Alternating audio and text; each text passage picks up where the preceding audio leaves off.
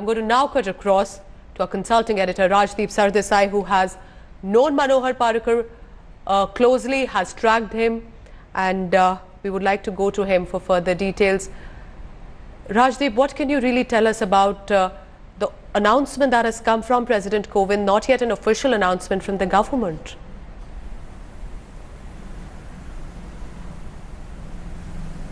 Well, that is a bit strange that the announcement came through the president through a tweet and not from the official sources in the government. But, you know, there has been so much of controversy and mystery surrounding Mr. Parrikar over the last 12 months, ever since he was first detected with pancreatic cancer. I don't think the public ever really got to know how seriously ill he was.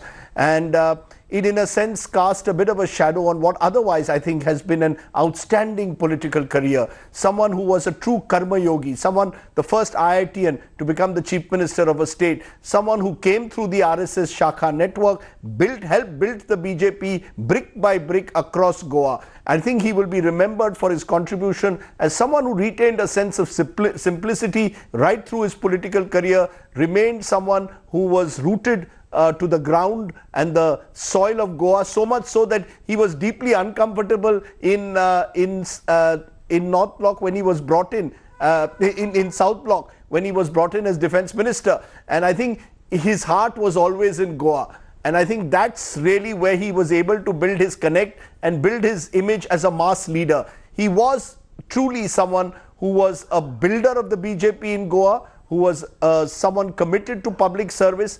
And it's unfortunate that in the last 12 or 13 months, his health reached a position where even as he was battling for life and death, there was uncertainty over the future of his government. The independent MLAs and the smaller parties were insisting that they would not support any other BJP government other than that led by Manohar Parrikar. And I think that put the BJP central leadership in a difficult position. And I think somewhere down the line, his health suffered in the last few months, even more than it would otherwise have. And that's the unfortunate part. But otherwise, I think today is a day to remember the man, a man of simplicity, a man of integrity, a man who built his party brick by brick in the state, surmounting a number of obstacles. It was not easy for the BJP to rise in Goa. Remember, this is a state with a large Christian population, and there was a general belief that the Christian population of Goa would not vote for the BJP, but they voted for Manohar Parrikar. In fact, he had a number of Christian ministers in his government, and he was able to rise above the Catholic-Hindu divide, the other divides of North and South Goa. And in a state which is notoriously known for unstable governments, they had 9 governments in the 1990s. Mr. Parrikar was someone who brought a certain stability and authority to the chief minister's post in Goa. He will be remembered fondly, not just by me, but by, I think, thousands of Goenkars as well as people across the country as a decent, honorable man in politics. Rajdeep, in fact, Goa is also your hometown. How do you think he managed to make an impact on the residents here? What was so different with regard to him as a politician, and also your personal memories of having tracked and known Manohar Parrikar closely?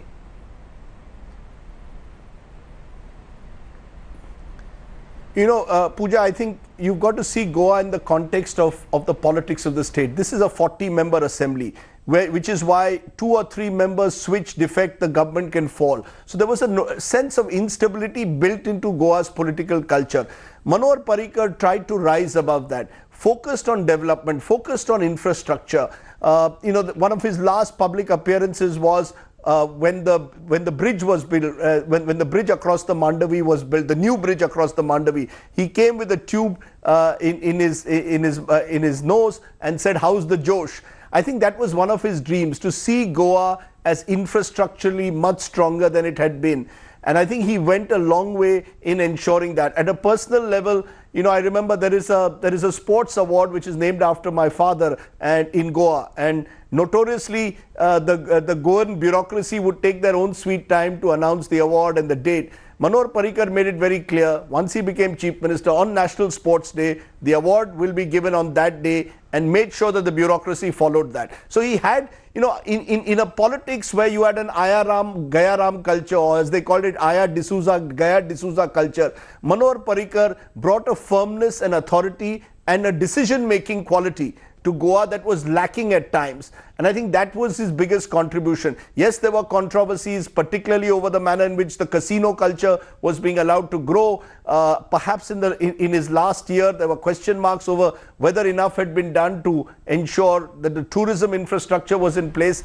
But I think these will be, these are the debit card of what is otherwise a very strong positive card. Okay. I think he particularly ensured that Goa's politics was kept, that people were above power. He was a people-centric politician, and it's unfortunate, as I said, that in the last year the power games of Goa politics appeared to shadow his chief ministership, because that's not how I would like to remember him. I would like to remember him as an honest, efficient, diligent, authoritative chief minister. I think that's a very important perspective that you're giving also about how Goa's politics was transforming. Rajdeep, please stay on with me and feel free to join in the moment you feel. There are guests who are, of course, joining us with their reactions. Thanks for watching the video.